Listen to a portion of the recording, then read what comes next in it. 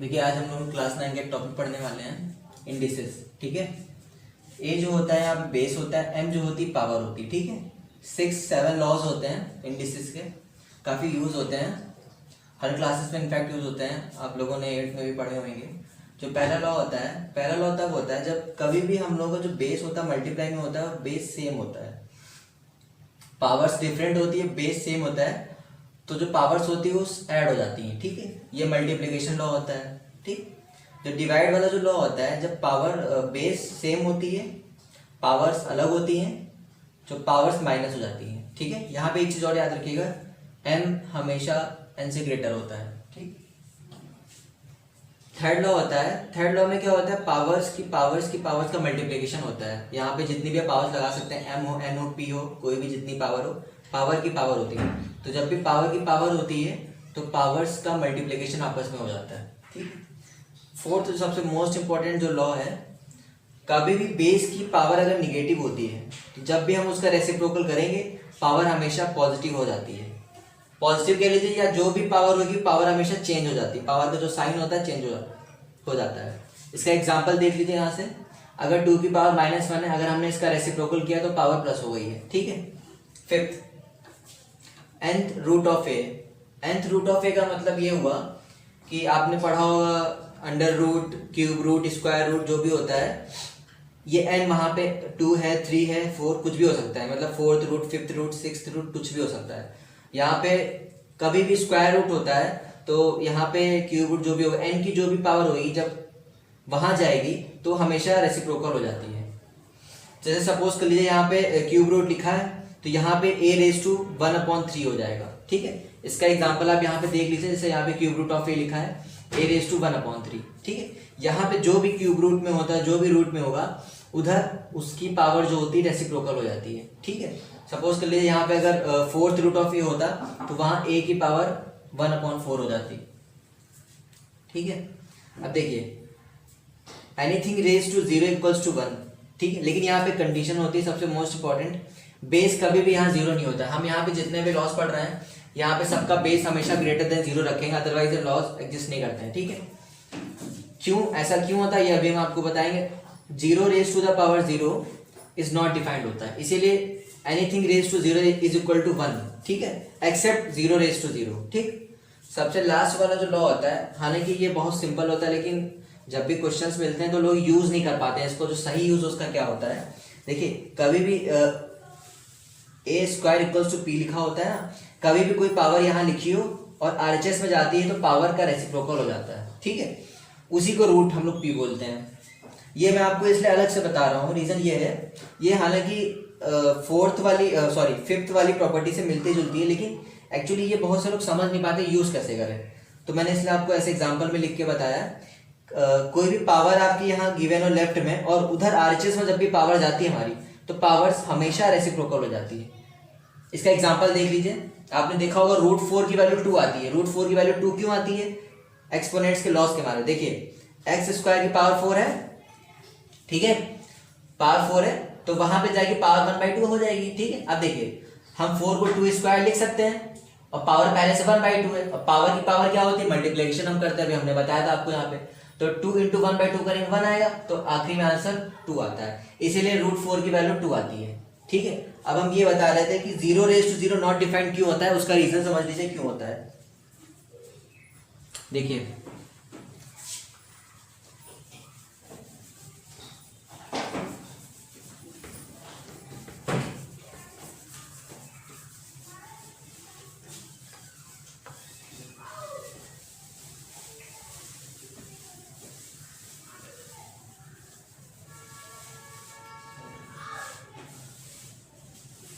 पहले तो ये देख लीजिए कि ये जो लॉ होता है एनीथिंग रेज टू 0 1 क्यों आता है। देखिए क्या होता है, 1 हमारा जैसे कब आता है, जब हम सेम नंबर से किसी को डिवाइड करते हैं। इसका एग्जांपल देख लीजिए, जैसे कि हम 6 को अगर 6 से डिवाइड करेंगे तो हमको 1 मिलेगा।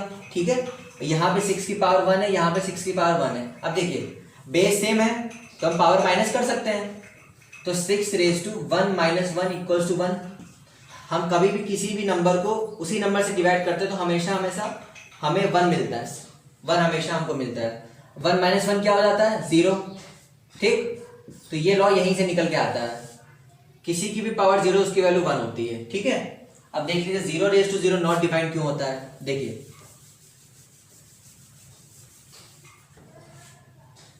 बहुत ही इंपॉर्टेंट लॉज हैं ये, हम इसे बहुत अच्छे से क्वेश्चन भी करने वाले हैं। देखिए 0 रेज टू 0 नॉट डिफाइंड क्यों होता है, देखिए हम इसको ऐसे लिख सकते हैं ना, 0 रेज टू 0 को मतलब पावर 0 कब होती है, किसी चीज को माइनस करते हैं मतलब 0 कब आता है, 0 तभी आता है 2 - 2 0 होता है, ठीक है। तो हम 0 को ये लिख सकते हैं ना, पावर 0 मतलब 0 को हम ये लिख सकते हैं ना पावर 1 - 1, ठीक है। 0 तभी आएगा ना जब सेम नंबर माइनस होगा, जैसे -2 + 2 0 होता है, ठीक है। तो हम ये लिख सकते हैं, अब देखिए 0 रेज टू 1 -1 है। अब देखिए यहाँ पे हम इसको ऐसे भी लिख सकते हैं 0 raise to 1 into 0 raise to -1, क्योंकि बेस सेम होता है तो पावर प्लस हो जाती है, तो 1 + -1 ही तो होता, ठीक है। अब देखिए ये नॉट डिफाइंड क्यों होता है, इसका रीजन एक होता है। अब देखिए 0 की पावर 1 है यहाँ पे 0 की पावर -1। अब देखिए पावर -1 है, जब इसका हम रेसिप्रोकल करेंगे तो 0 की पावर पॉजिटिव हो जाएगी, ठीक है। तो 0 रेज टू 1 इंटू 1/0, ठीक है। अब आपको पता होगा कि 1/0 जो होता है इंफिनिटी होता है, ठीक है। अब बताइए यहाँ पे 0 से मल्टीप्लाई होगा। अब देखिए हम बॉडमॉस के हिसाब से अगर हम जाएं तो पहले मल्टीप्लाई करते हैं, उसके बाद पहले डिवाइड करते हैं फिर मल्टीप्लाई करते हैं ना बॉडमॉस के हिसाब से, तो ये मल्टीप्लाई होगा उससे पहले डिवाइड हो जाएगा, इससे इसको ये डिवाइड हो जाएगा, जब ये इनफाइनाइट हो जाएगा फिर 0 इंटू इनफाइनाइट नॉट डिफाइंड हो जाता है, ठीक है। इसलिए 0 रेज टू 0 जो होता है नॉट डिफाइंड होता है।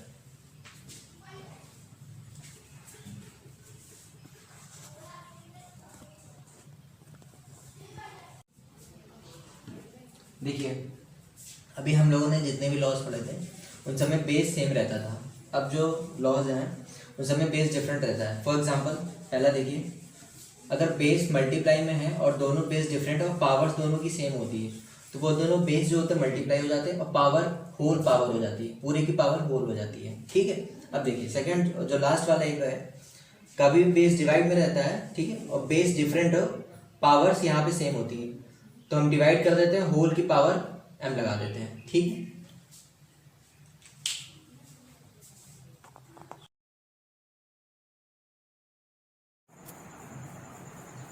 अब देखिए ये वाला क्वेश्चन दिखने में छोटा है बट थोड़ा सा दिमाग लगता है, ठीक है। देखिए क्यूब रूट ऑफ 500, ठीक है। इसमें बच्चे करते क्या है कि 500 रेज टू 1/3 लिख देते हैं और इतना रख के छोड़ देते हैं, ठीक है। ये तो आपने सिर्फ इसका फॉर्म लिखा है कि रूट x का जैसा मतलब होता है x रेज टू 1/2, बट ये सॉल्व तो नहीं हुआ ना। तो इसमें हम करते क्या है, हमें कुछ ऐसा बनाना होता है कि अंदर पावर 3 हो जाए और होल की पावर 1/3 है तो कैंसिल आउट हो जाएगी। तो इसको 5 × 100 भी नहीं लिख सकते हैं क्योंकि 5 प्रॉब्लम क्रिएट कर देगा। तो इसमें करते क्या है हमें कि 2 से मल्टीप्लाई 2 से डिवाइड, ठीक है। तो 2 से मल्टीप्लाई 2 से डिवाइड करेंगे, ऊपर हो जाएगा 1000, नीचे हो जाएगा 2, ठीक। अब देखिए 1000 होता है 10 का क्यूब, ऊपर हो जाएगी, ऊपर होल की पावर है 1/3। हमें कुछ ऐसा बनाना था कि अंदर पावर 3 हो जाए फिर वो कैंसिल आउट हो जाए, ठीक है। ऐसे हम नहीं छोड़ सकते थे उसको। अब देखो 10 रेज टू पावर 3 × 1/3 वो तो कैंसिल आउट हो गई। अब देखिए नीचे बचा आपका क्यूब रूट ऑफ 2। अब एक चीज ध्यान दीजिएगा यहाँ पे कि ये रैशनलाइज नहीं है, ठीक है। अगर एग्जामिनर काट सकता है, वैसे रीजन है क्योंकि कभी भी डिनोमिनेटर में रूट वाला साइन नहीं रखते हैं, आप लोगों ने पढ़ा होगा काफी। तो लेकिन अब आप सोच रहे होंगे ये तो क्यूब रूट ऑफ 2 है, ये कैसे रैशनलाइज करेंगे। बहुत सिंपल है, हमें इस पावर को कुछ ऐसा पावर बनाना है कि ये पावर खत्म हो जाए अब, ठीक है। वही हम करेंगे, ठीक। अब देखिए क्यूब रूट ऑफ 2 का मतलब होता है 2 रेज टू 1/3। हमें कुछ ऐसा बनाना है कि ये फ्रैक्शनल पावर वैनिश हो जाए, ठीक। तो हम क्या करेंगे 2 रेज टू 2/3 से मल्टीप्लाई और डिवाइड क्यों करना है आपको पता है, रैशनलाइजेशन में करते हैं उसके कॉन्जुगेट से मल्टीप्लाई और डिवाइड करते हैं, ठीक है। तो यहाँ रीजन हमने इसलिए किया है क्योंकि 1/3 + 2/3 3/3 होता है और फिर पावर हो जाएगी 1, ठीक है। तो 2 रेज टू 2/3 से मल्टीप्लाई और डिवाइड करेंगे। हम रैशनलाइज इसलिए करते हैं डिनोमिनेटर में रूट वाले साइन को हटाने के लिए, लेकिन यहाँ स्क्वायर रूट नहीं है, यहाँ क्यूब रूट ऑफ 2 है, ठीक है। तो जब हम ये करेंगे 2 रेज टू नीचे बन जाएगा 1/3 + 2/3, क्योंकि इन दोनों का बेस सेम है। तो नीचे बन जाएगी पावर 1, ऊपर हो जाएगा 10 इंटू 2^2/3। ये इसका आंसर है।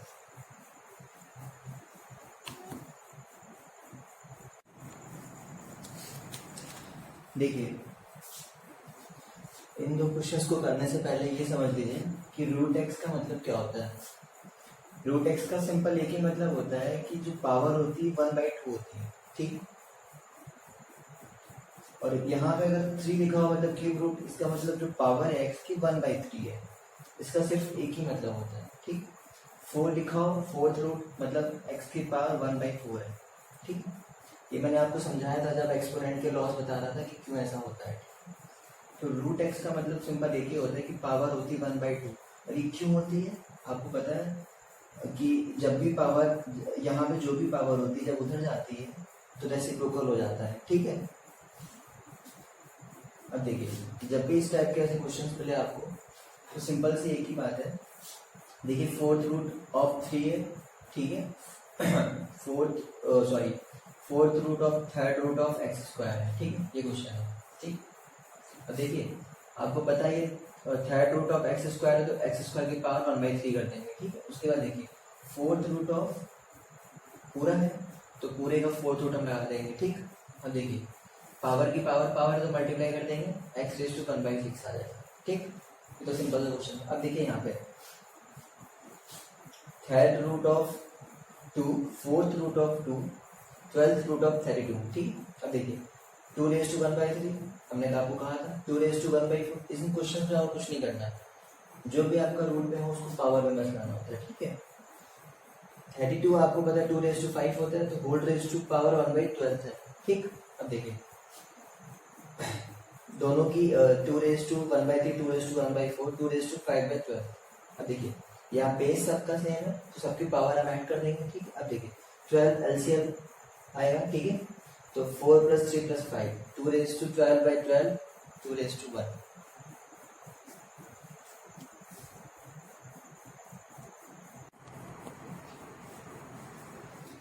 देखिए ये एक्सपोनेंट का नेक्स्ट क्वेश्चन है।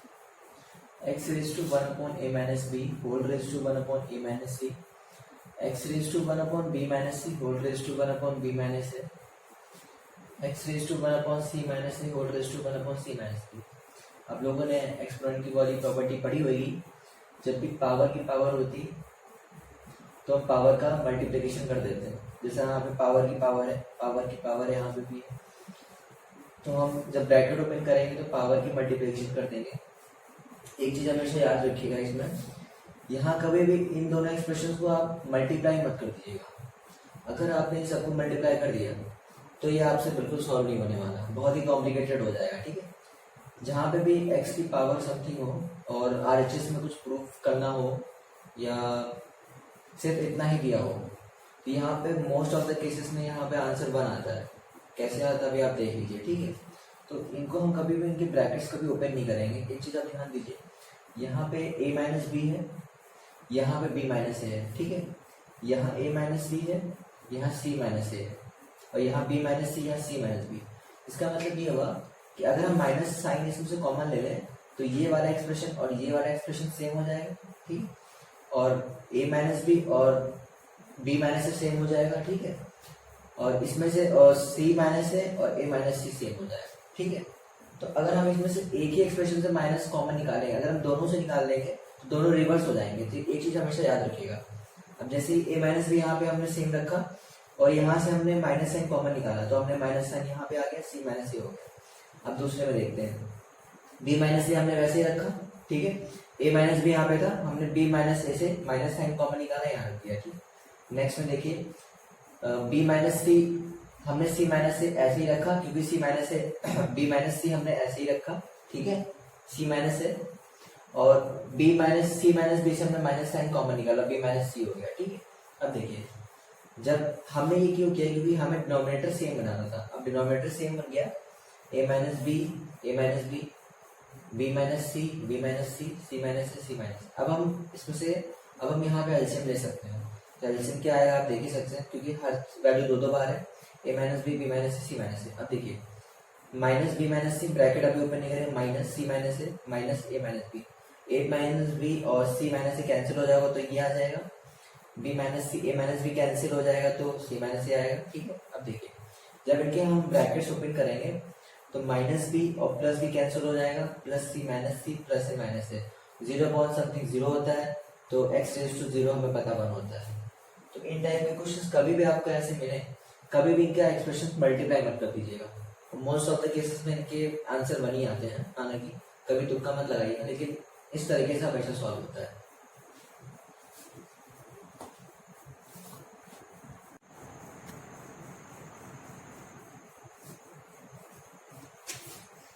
देखिए next question, X raise to A plus B का whole square, X raise to B plus C का whole square, X raise to C plus A का होल स्क्वायर। ठीक है, नीचे भी होल पावर 4 है, इसमें वही हम लॉ लगाएंगे जो हमने पिछले वाले क्वेश्चन में लगाया था। पावर की होल पावर जब भी होती तो पावर का मल्टीप्लिकेशन कर देते हैं, तो यहाँ पर भी हमने वही किया, 2 bracket A plus B, 2 bracket B plus C, 2 bracket C plus C, मिलके बनेगा 2a plus 2b, 2b plus 2c, 2c plus 2a। अगर इन सब का बेस सेम है न्यूमरेटर में तो हम पावर्स को सबको ऐड कर देंगे तब। ठीक, नीचे भी बेस सेम है तो सारी पावर्स को ऐड कर देंगे, 4a प्लस 4b 4c बनेगा, ऊपर भी वही एक्सप्रेशन आएगा जो नीचे आएगा। ठीक, यहाँ पे बच्चे गलती क्या करते हैं, यहाँ पे सबसे ज्यादा ब्लंडर मिस्टेक करते हैं। देखिए ऊपर भी वही एक्सप्रेशन है, नीचे भी वही एक्सप्रेशन है, तो बेस सेम है, यहाँ पे पावर तो अलग है। ठीक है, क्योंकि हमें ए बी और सी की वैल्यूज तो पता नहीं क्या है, डेफिनेटली पावर सेम तो नहीं हो सकती है। तो यहाँ पे बच्चे माइनस करते हैं तो ब्रैकेट नहीं लगाते हैं, ब्रैकेट यहाँ मस्ट है, क्योंकि जब भी माइनस करते हैं किसी बड़े एक्सप्रेशन को किसी से तो ब्रैकेट नहीं लगाएंगे तो ये कैंसिल आउट ही नहीं होगा, ये रूल होता है। ठीक है, जब भी हम माइनस करते हैं तो हमेशा हम ब्रैकेट लगाते हैं। ठीक है, तो जब माइनस करेंगे तो 4a माइनस 4a मिलेगा, 4b minus 4b, 4c minus 4c और x रेज टू 0 1 आ जाएगा।